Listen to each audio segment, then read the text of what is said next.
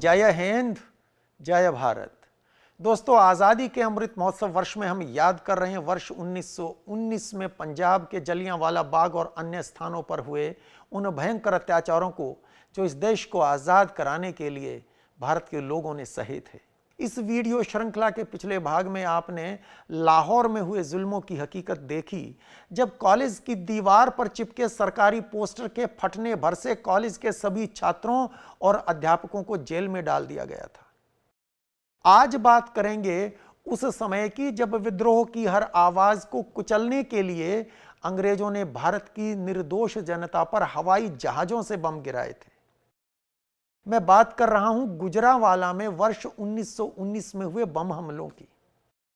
गुजरांवाला आज पाकिस्तान का हिस्सा है। यह वो जगह है जहां महाराजा रणजीत सिंह का जन्म हुआ था। 14 अप्रैल 1919 की सुबह गुजरांवाला रेलवे स्टेशन के निकट रेलवे पुल पर एक मरा हुआ बछड़ा टंगा मिला। टांगने वाले ने सोचा होगा कि इससे हिंदू मुस्लिम दंगे भड़केंगे, लेकिन लोग इस साजिश को समझ गए जब मस्जिद में सूअर का मांस मिला। लोगों को लगा यह सब अंग्रेजों के इशारे पर किया गया था। इसके बाद क्या हुआ, इसको हम एक मैप की मदद से समझते हैं। मेरे पीछे जो मैप आप देख रहे हैं, यह गुजरांवाला शहर का है, जो हंटर कमेटी की रिपोर्ट में लगा है। इस मैप को आप देखें तो शहर के नीचे दक्षिण की तरफ वहां पे काची रेलवे स्टेशन है, रेलवे ब्रिज है। यहां प्रदर्शनकारी भीड़ पर पुलिस गोली चलाती है, भीड़ उग्र हो जाती है और उसके बाद यहां से भीड़ आगे बढ़ती है। आगे बढ़ के ये लोग रेलवे स्टेशन के पास पहुंचते हैं और उसके बाद ये देखिए, यहां रेलवे स्टेशन था। रेलवे स्टेशन को, तहसील बिल्डिंग को, पोस्ट ऑफिस को, चर्च को आग लगा दी जाती है। टेलीग्राफ टेलीफोन की लाइनें काट दी जाती हैं। जब इसकी सूचना पंजाब के लेफ्टिनेंट गवर्नर माइकल ओडायर को मिलती है तो विद्रोह को दबाने के नाम पर भारत की जनता को सबक सिखाने का निर्णय लिया जाता है। माइकल ओडायर लाहौर से जनरल बेनॉन को तुरंत सेना भेजने का आदेश देता है। बेनॉन कहता है कि मेरे पास इस समय अतिरिक्त सेना नहीं है और यदि हो भी तो लाहौर से गुजरांवाला पहुंचने में समय लग जाएगा। गुजरांवाला से लाहौर की दूरी बहुत ज्यादा नहीं थी। उत्तर दिशा में 90-95 किलोमीटर दूर था गुजरांवाला। माइकल ओडायर के पास सब्र नहीं था। उसने जनरल बेनॉन को आदेश दिया कि तुरंत हवाई जहाज भेजकर भीड़ पर बम वर्षा करे। सेना की डायरी में दर्ज एंट्री से इस बात की पुष्टि होती है कि लेफ्टिनेंट गवर्नर ने गुजरांवाला के डिप्टी कमिश्नर की रिपोर्ट के ऊपर यह निर्णय लिया कि हवाई जहाज से बम गिराए जाएं। अपनी पुस्तक India as I knew it में वो एडमिट करता है इस बात को। कौन? Michael O'Dwyer. क्या लिखता है माइकल ओडायर? तुरंत एक जहाज उड़ा और उसने 8 बम गिराए, जिससे 12 या 16 लोग मारे गए। जब उस हत्याकांड के जिम्मेदार ओडायर ये कहते हैं कि 12 या 16 व्यक्ति मारे गए, तो मरने वालों की वास्तविक संख्या कितनी रही होगी अनुमान लगा लीजिए। और यह सिलसिला 15 अप्रैल को भी जारी रहता है। बाद में जब अंग्रेज सरकार ने हंटर कमेटी का गठन किया तो उस कमेटी के सामने जनता पर विमानों से बम गिराने वाले अफसरों के बयान दर्ज हुए। उन बयानों से पता चलता है कि लाहौर से गुजरांवाला के लिए एक नहीं बल्कि 4 विमान उड़े थे। इनमें से पहला विमान उड़ा रहे थे मेजर कार्बरी। शहर के ऊपर चक्कर लगाने के बाद कार्बरी शहर से 3-4 किलोमीटर उत्तर पश्चिम में स्थित ढुल्ला गांव जाता है। आप इस मैप से समझिए, यह शहर का हार्ट है। इसके उत्तर पश्चिम में ढुल्ला गांव आपको ऊपर दिखाई देता है। यहां ढुल्ला गांव में हवाई जहाज लेकर जाता है। पहले शहर पर चक्कर लगाता है, उसके बाद हवाई जहाज यहां जाता है। वहां वो सड़क पर कुछ लोगों की भीड़ देखता है। सड़क पर कुछ लोग खड़े हैं, उनके ऊपर 3 बम गिरा देता है। जब लोग गांव के अंदर भागने लगते हैं तो उस जल्लाद ने हवाई जहाज में फिट मशीन गन से घरों पर गोलियां बरसाना शुरू कर दिया। कार्बरी से हंटर कमेटी ने पूछा, जिन घरों पर तुमने गोलियां बरसाई उनमें तो निर्दोष व्यक्ति भी रहे होंगे। इस पर कार्बरी का उत्तर था, मैंने निर्दोष और उन लोगों में कोई अंतर नहीं किया जो नुकसान करने जा रहे थे। जब फिर उससे यही प्रश्न दोहराया गया तो उसने कहा, मैं सिर्फ 200 फुट की ऊंचाई पर उड़ान भर रहा था, जमीन से सिर्फ 200 फुट, और वहां से मैं साफ साफ देख सकता था। मुझे गांव में एक भी निर्दोष व्यक्ति दिखाई नहीं दिया। भाई क्या दोष था उनका, बताओ ना। कमेटी ने कार्बरी से पूछा, जब तुमने गांव के पास सड़क पर खड़ी भीड़ पर बम गिराए तो कुछ लोग मारे गए, भीड़ तितर बितर हो गई, लोग भागकर अपने घरों में घुस गए। क्या इसके बाद भी घरों के ऊपर मशीन गन से गोलियां बरसाकर लोगों को भूनने की आवश्यकता थी? कार्बरी कहता है, हां, मैं और अधिक नुकसान करना चाहता था। ढुल्ला गांव में लोगों को मारने के बाद कार्बरी एक और गांव जाता है। वहां भी मशीन गन से गोलियां बरसाता है, लेकिन उसकी रक्त पिपाशा शांत नहीं होती। वहां से आगे बढ़ता है और खालसा स्कूल के ऊपर से उड़ता है। खालसा स्कूल के हॉस्टल पर बम गिराता है। यह खालसा स्कूल है साहब, स्कूल के हॉस्टल पर बम गिराता है। इसके बाद छात्रों पर मशीन गन से गोलियां बरसाना शुरू करता है। फिर आगे बढ़ता है और रेलवे स्टेशन के पास भीड़ नजर आती है। यहां खालसा स्कूल से जाता है, रेलवे स्टेशन के पास भीड़ नजर आती है। इधर जाता है, भीड़ नजर आती है।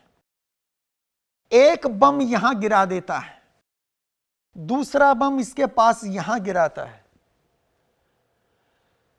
उसके बाद मशीन गन पर हाथ आजमाता है, 130 राउंड फायर करता है। उसके बाद लाहौर लौट जाता है।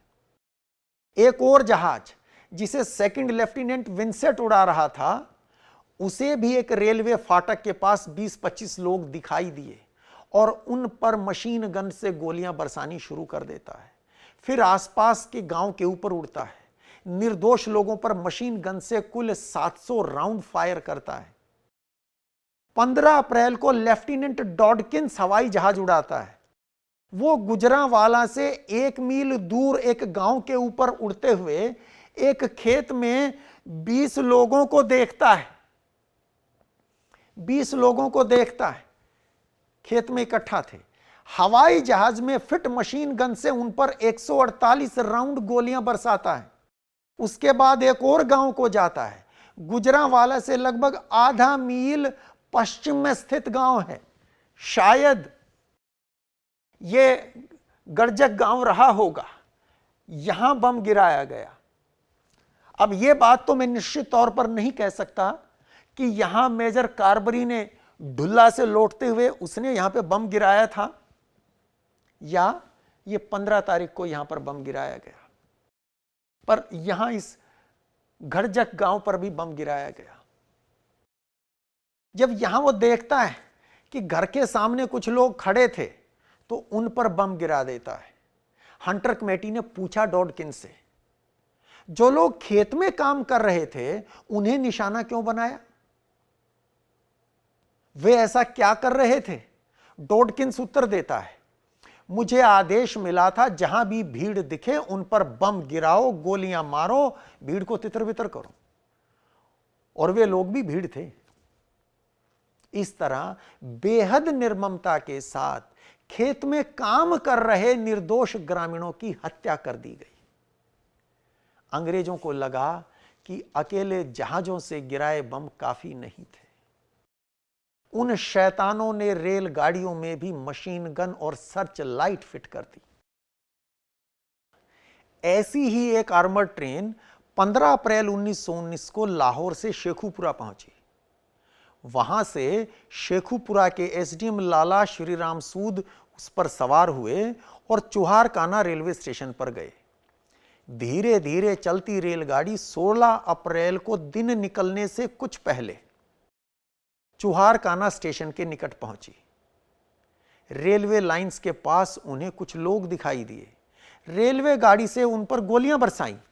एक व्यक्ति की मौत हो गई। रेलगाड़ी आगे बढ़ी और चुहारकाना रेलवे स्टेशन पर पहुंची। वहां कोई दंगाई नहीं था। उन्होंने रेलगाड़ी से ही चुहारकाना गांव में गोलियां बरसानी शुरू कर दी। गांव रेलवे स्टेशन से थोड़ी दूर था। फिर वे लोग नीचे उतरे और मशीन गन लेकर गांव में पहुंच गए।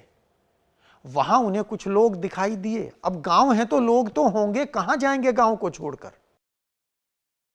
इन दुष्टों ने उन निर्दोष ग्रामीणों पर अंधाधुंध गोलीबारी शुरू कर दी। जब हंटर कमेटी के सामने श्रीराम सूद का बयान दर्ज हुआ तो उससे पूछा गया, जिन लोगों पर तुमने गोलियां चलाई क्या वे कोई शरारत कर रहे थे? उसका उत्तर था नहीं, उस समय तो नहीं। 18 अप्रैल को श्रीराम सूद फिर से आर्मर ट्रेन लेकर निकलता है। अब की बार वे लोग मानियावालिया गांव पहुंचते हैं। वहां कुछ लोग खड़े दिखाई देते हैं और उन्होंने उन्हें मशीन गन का निशाना बना दिया। कमेटी ने श्रीराम सूद से पूछा, वे लोग क्या कर रहे थे? उत्तर मिलता है, मैंने नहीं देखा। कमेटी ने पूछा, आप उन लोगों से कितनी दूर थे? श्रीराम सूद कहता है, 2 फरलांग। क्या आपको 2 फरलांग से भी दिखाई नहीं दिया कि वे क्या कर रहे थे? उत्तर था, मैंने यह जानने की आवश्यकता ही नहीं समझी। अंदाजा लगा लीजिए दोस्तों, किस क्रूरता के साथ मासूमों को मारा जा रहा था। हालात ऐसे थे कि गांवों में दिन के समय भी घर से निकलने पर कब मौत से भेंट हो जाए कुछ निश्चित नहीं था। और यह सब सिर्फ अंग्रेज कर रहे थे ऐसा नहीं था। श्रीराम सूद जैसे हजारों भारतीय उस पाप के बराबर के भागी थे। मरने वालों की सही संख्या क्या रही होगी कोई नहीं बता सकता। वजीराबाद में भी बाकी शहरों की तरह आदेश दिया गया कि जब भी कोई अंग्रेज अफसर सामने आ जाए तो दाएं हाथ से सलाम करें। भाई कैसे पहचान करें कि सामने से जो अंग्रेज आ रहा है वो चोर उचक्का गुंडा बदमाश है या अफसर है? उसके माथे पर तो नहीं लिखा था कि अफसर है। अब कोई भी अंग्रेज सामने से दिखेगा, भारतीय कितना ही इज्जतदार क्यों ना हो, अंग्रेज कैसा ही नालायक निकम्मा क्यों ना हो, उसको सलाम करो, क्या पता वो अफसर हो। एक व्यक्ति गलती से सलाम करने से चूक गया। उसकी पगड़ी सिर से उतारकर उसके गले में बांध दी गई और उसे घसीटते हुए मिलिट्री के कैंप ले जाया गया। वहां बेंतों से उसकी पिटाई की गई। एक दूसरे व्यक्ति ने सलाम किया पर अंग्रेज अधिकारी को दिखाई नहीं दिया। सजा के रूप में उस व्यक्ति को अंग्रेज के जूते चाटने पड़े। स्कूल के छात्रों को आदेश दिया गया कि दिन में 3 बार आकर ब्रिटेन के झंडे यूनियन जैक को सलाम करेंगे। लोगों के घरों की कुर्की की गई। महिलाएं और बच्चे भी घर से बेघर कर दिए गए। लोगों के घरों से जबरदस्ती चारपाई साइकिल वगैरह छीन लिए गए। घर घर से रुपए छीने गए। सारे शहर में जितने भी भारतीयों के पास कारें थी, गिनती की होंगी, कुछ 2-4 होंगी, छीन ली गई। आजादी यूं ही नहीं मिल गई। बड़ा मोल चुकाया था हमारे पूर्वजों ने, बहुत कुर्बानियां दी थीं।